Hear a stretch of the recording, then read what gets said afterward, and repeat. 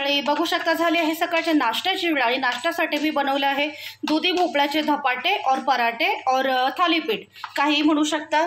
बघू शकता असं मी छान बनवून घेतलेले आहे। काही मी हे जाणून बुजूक थोडे असे जाळले कारण मला तसे एकदम कुरकुरीत जास्त आवडतं। आणि मग बघू शकता हे छान असं आणि ह्यामध्ये बघू शकता मी चटणी तयार केलेली आहे, झटपट चटणी।